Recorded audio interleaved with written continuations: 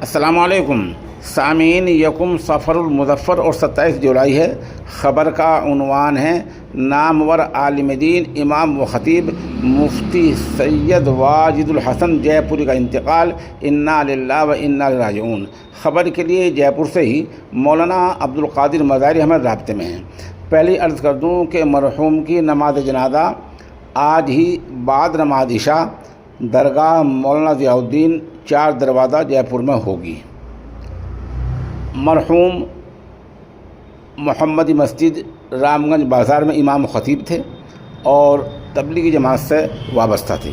مرحوم کے تعلق سے جناب محمد جیسلمیری کا ایک مضمون ہمیں موصول ہوا ہے، وہ میں پیش کیے دیتا ہوں۔ اس سے اندازہ ہو جاتا ہے کہ مرحوم کتنے بڑے عالم دین تھے اور وہ کس طرح کے گھرانے سے تعلق رکھتے تھے۔ جناب محمد جیسلمری ریاست پنجاب کے شہر لدھیانہ مقیم ہیں اور وہیں اپنی ایک ملاقات کا تذکرہ کرتے ہوئے رقم تراز ہیں۔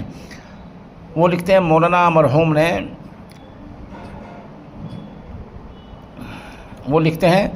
مولانا مفتی واجد الحسن صاحب سے احقر کی پہلی ملاقات تھی۔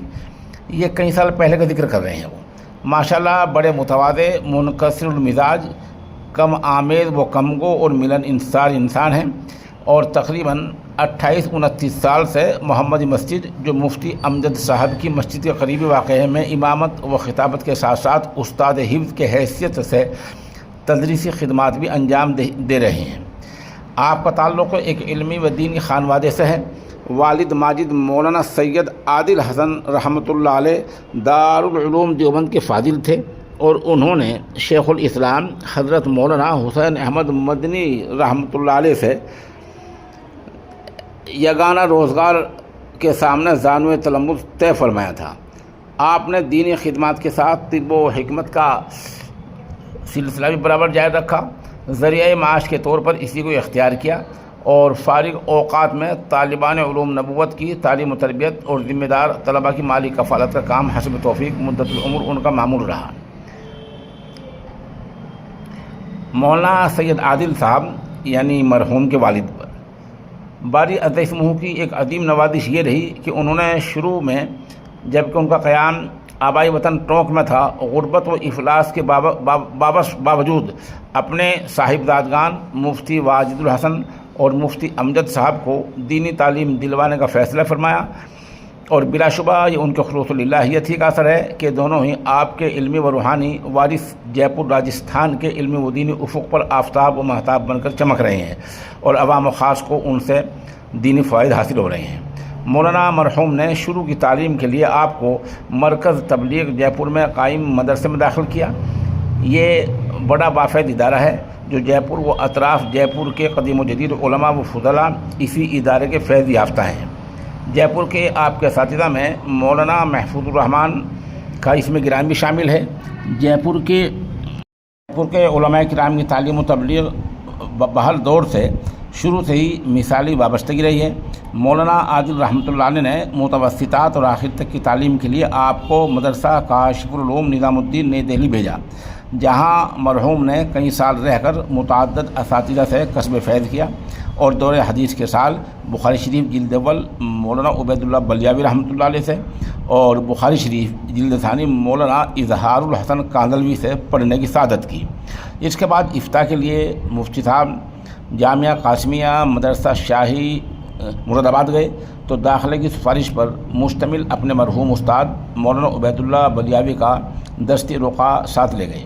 یہ مولانا رشید الدین حمیدی مہاجر مدنی سابق محتمم جامعہ قاسمیہ شاہی جامع مسجد برتن بازار مراد آباد کے عہد اہتمام کا واقعہ ہے۔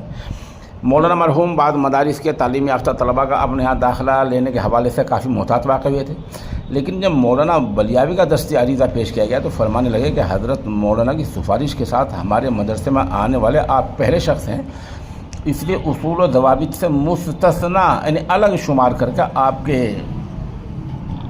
آپ کے داخلے کو منظوری دی جاتی ہے۔ فقیہ العصر مفتی شبیر احمد صاحب قاسمی مدد لہو کا جامعہ ہاضمہ میں تیسرا سال تھا۔ اس لحاظ سے آپ کو حضرت مفتی صاحب کے اولین شاگردوں میں شامل ہونے کا شرف حاصل ہے۔